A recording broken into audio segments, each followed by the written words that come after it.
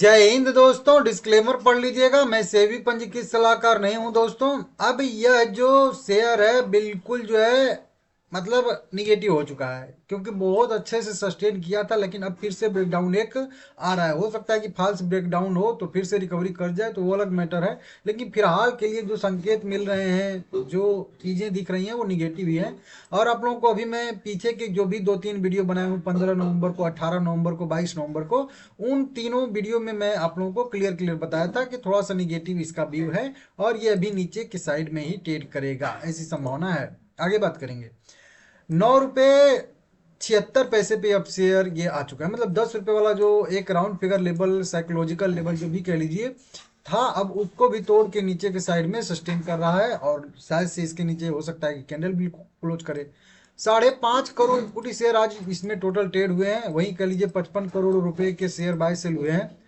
59-60% का इसमें अच्छा खासा डिलीवरी परसेंटेज तो आ रहा है, लेकिन जब शेयर डाउन ट्रेंड में हो तो फिर कोई खास डिलीवरी परसेंटेज का भी उतना मतलब नहीं निकलता, क्योंकि जो भी शेयर लोग बेचते हैं तो बेच देते हैं और जो खरीदता है वो खरीद लेता है, तो डिलीवरी परसेंटेज बढ़ना नॉर्मल सी बात है, ठीक है ना। जब शेयर बढ़ रहा हो तब ज़्यादा डिलीवरी परसेंटेज होता है, तो फिर उसका जो है कुछ वैल्यू होता है कि हाँ भाई, शेयर बढ़ रहा है फिर भी लोग खरीद के होल्ड कर रहे हैं, प्रॉफिट नहीं बुक कर रहे हैं। लेकिन जब शेयर गिर रहा है तो डिलीवरी परसेंटेज तो बढ़ना एकदम नॉर्मल सी बात है। अगर आपको पहले से पता था तो कोई बात नहीं है, नहीं तो आज से जान लीजिए। अब देखिए यहाँ पे लगातार कंपनी ने नए नए इक्विटी शेयर जारी किए हैं। जो कन्वर्टेबल वारंट कंपनी ने उस समय 48 crore full convertible warrant company ने इशू किए थे, जो कि स्प्लिट के बाद लगभग 480 करोड़ इक्विटी शेयर हो गए थे।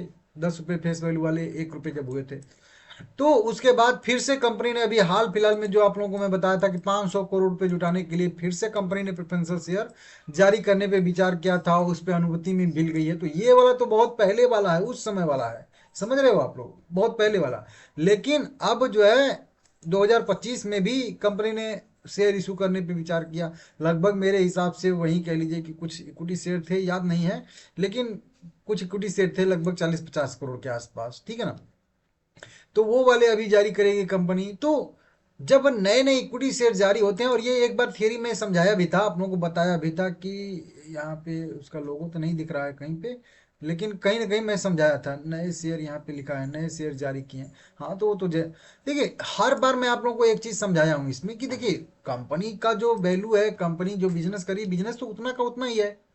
मान लेते हैं कि अभी एक जगह मैं कहीं पढ़ रहा था, 122 के आसपास इनके स्टोर थे, जो वो 2-3 नोएडा वोएडा में जब्त किए गए थे स्टोर थे, वो जो फिर से इनको मिले थे। उस समय फिगर आई थी कि 122 स्टोर इनके पास है। अब कंपनी अगर जारी करती है नया इक्विटी शेयर, तो वो स्टोर तो नहीं बढ़ रहे हैं, हाँ बढ़ाएगी कंपनी तो बढ़ेंगे, लेकिन वो स्टोर से जो इनकम होगी, जो कुछ भी होगा, वो तो उतना का उतना ही होगा ना। अब कंपनी ने किया क्या कि अगर आप लोग देखोगे इसका शेयर कैपिटल, तो लगभग 2020 से ही ले लीजिए, 20 में लगभग 400 करोड़ के आसपास शेयर कैपिटल था। वहीं 2025 में 5 साल बाद देखेंगे तो इसका शेयर कैपिटल लगभग कह लीजिए कि 725 करोड़, या कह लीजिए राउंड फिगर में 800 करोड़ के आसपास हो चुका है। मतलब इसको सीधा सीधा मैं समझाना चाहता हूं कि डबल शेयर, मतलब उस समय कंपनी के पास total total number of equity share अगर 100 करोड़ थे, तो इस समय कंपनी ने नए 100 करोड़ इक्विटी शेयर इशू कर दिए हैं, और टोटल अब इसके पास इक्विटी शेयर 200 करोड़ हो गए। तो पहले जो उन 100 शेयर की वैल्यू थी, उसी शेयर पे जो है 100 शेयर और इशू कर दिया है उसी कंपनी के, तो अब 200 शेयर हो गए। तो उन 100 शेयर जो पहले वाले थे उनकी वैल्यू तो घट जाएगी ना भाई। अर्निंग पर शेयर घटेगा, बुक वैल्यू घटेगा, हर एक चीज उसी में न बटेगा। आप समझिएगा, अगर बेसिक आप लोगों को नहीं पता अर्निंग पर शेयर वगैरह का, तो ये सब चीजें नहीं समझ में आएंगी। वही बात है कि सीख लिया करिए आप लोग। लेकिन अभी भी बुक वैल्यू देखेंगे तो ठीक है, मैच कर रहा है इसके करेंट प्राइस को, लगभग 10 रुपए के आसपास इसका बुक वैल्यू है। पी रेशियो भी नीचे की साइड में ही है, अर्निंग पर शेयर भी ठीक है, 1 रुपया है। लेकिन मतलब इस तरीके से अगर नॉर्मल देखेंगे तो ठीक है, लेकिन वैसे अगर बात करेंगे तो नया इक्विटी शेयर जारी करना मतलब शेयर कैपिटल बढ़ना, और शेयर कैपिटल बढ़ना मतलब प्रेजेंट जो शेयर है उनकी वैल्यू को घटाना, सीधा सीधा इसका मतलब होता है। तो हो सकता है कि, और ये मैं बोला था कि लगातार जब कंपनी नए नए इक्विटी शेयर इशू करती है, तो एक ये भी इसमें थियरी होती है कि चलिए मान लेते हैं कि यही वाला जो पीडीएफ अभी आप लोगों को दिखा रहा था, कहाँ गया ये वाला, ये कब का डाटा है, ये 15 नवंबर 2025 का डाटा है। कंपनी ने 17 लाख इक्विटी शेयर इशू किए थे। अब ये किस प्राइस पे इशू किए थे, तो देखिए यहाँ पे लिखा है 42 रुपए पर इक्विटी शेयर। अब ये 42 रुपये, ये मत समझिएगा कि नहीं 42 रुपये, ये स्प्लिट के पहले वाला प्राइस है। अब इसको 10 गुना आपको जो है यहाँ पे कम करना पड़ेगा, क्योंकि ये जो शेयर इशू हुए हैं वो 42 और 54 रुपये 56 रुपये के रेट पे मेरे हिसाब से जारी हुए हैं। लेकिन अब उसकी वैल्यू जो है यहाँ पे देखिए, वही बोल रहा था ना 56 रुपये, तो 56 रुपये का अगर हम लोग 10 से डिवाइड करेंगे तो 5 60 पैसे आ जाएगा। और अभी जो शेयर उसके 75% वैल्यू अभी दिया जाता है, 25% पहले ही ले लिया जाता है।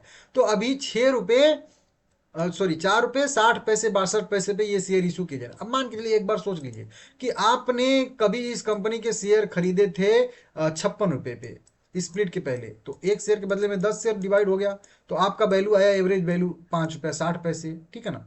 अभी अगर वो प्राइस आपको, और उस समय आपको शेयर मिला नहीं था, आपने बस केवल वारंट मतलब कह लीजिए कागज खरीद के रख लिया था, ठीक है ना, जैसे पहले शेयर खरीदे जाते थे कागज वाले, तो मान लीजिए उसी तरीके से कन्वर्टेबल वारंट आपने खरीद के रखा था, और फिर आज आपको वो शेयर मिल रहे हैं 17 लाख इक्विटी शेयर, मान के बस चलिएगा एक तरीके से। अब आपको उसका जो रेट पड़ रहा है 5 रुपये 60 पैसे पड़ रहा है। 25 पैसा 25% वैल्यू आपने पहले ही पेमेंट कर दिया है, मतलब 1 रुपये 1.5 रुपये के आसपास पहले दे दिया था 1 साल पहले, और अभी आपको जो है 4 रुपया 60 पैसा अभी पे करके वो 17 लाख इक्विटी शेयर आपको मिल जा रहे हैं। आप क्या करोगे? 4 रुपये 60 पैसे, और अगर पहले जो पेमेंट किया था तो 5 रुपये 60 पैसे आपका वैल्यू आ रहा है। अभी शेयर कितने पे ट्रेड कर रहा है? अभी 10 रुपये पे ट्रेड कर रहा है। तो आपको नहीं लगता है कि आपको लगभग लगभग 90 या इस तरीके से परसेंट के आसपास आपको जो है यहाँ पे आपका प्रॉफिट चल रहा है? यहाँ पे 5 रुपये, यहाँ पे आपको इक्विटी शेयर इशू हुआ, और यहाँ पे आपको है, यहाँ पे अगर शेयर है तो और बढ़िया है, यहाँ पे शेयर था तो और बढ़िया था, यहाँ पे भी है तो भी तो आपके कॉस्ट से ऊपर है। मतलब कहने का मेरे ये मतलब है कि जिन भी लोगों को वो 48 करोड़ इक्विटी शेयर जारी हुए थे उस समय कन्वर्टेबल, यहाँ पे फुल्ली कन्वर्टेबल वारंट, जो कि 10 गुना हो गए थे, एक हर एक शेयर पे 10 शेयर स्प्लिट हुआ था 1 रुपये फेस वैल्यू में, तो 480 crore 480 crore equity share company ने अभी के रेट के हिसाब से कह लीजिए कि 5.5 रुपये पे उस समय इशू किया था। उस समय 56 रुपये था, लेकिन उस समय 48 करोड़ इक्विटी शेयर था। तो इक्विटी शेयर बढ़ाएंगे तो इसको भी घटाना पड़ेगा, प्राइस को भी।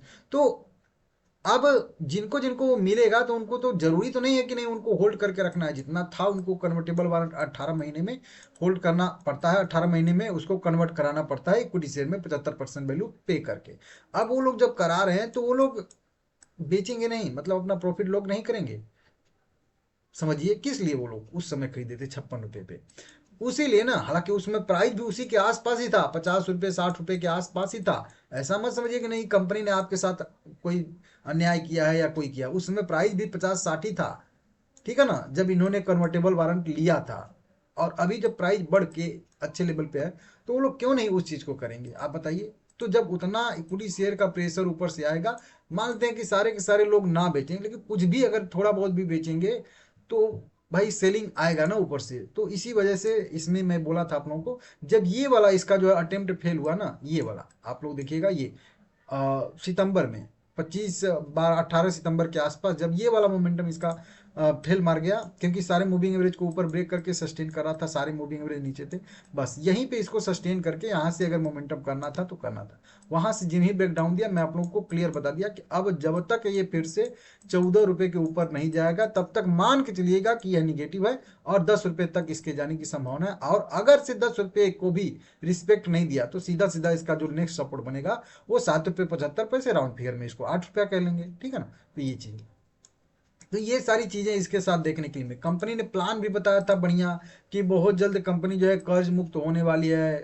अभी इसको 1300 करोड़ रुपया, वही वाला जो अभी बता रहा था 48 करोड़ जो जारी किया है, उसका 1300 करोड़ का मिलने वाला है। उसमें से 1300 करोड़ रुपए में से 1200 करोड़ रुपया डेट पेमेंट करना है इनको, तो कर्ज मुक्त भी हो जाएगी कंपनी, मतलब पैसा किसी का डेट भी नहीं बचेगा। लेकिन वही बात है ना कि चलिए ठीक है, लेकिन वहीं ज़्यादा इक्विटी शेयर बेचेंगे, सप्लाई डिमांड का रूल काम करता ही करता है।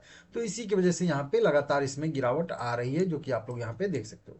तो देखते हैं कहाँ तक आती है कहाँ तक नहीं आती है, तो देखना पड़ेगा। रिजल्ट बढ़िया दिया था कंपनी ने, तो अगर आप पेशेंस रख सकते हो, इंतजार कर सकते हो इसके अगले मोमेंटम का, 1 साल 2 साल 3 साल, तो फिर बेस्ट है, ठीक है, अच्छा है।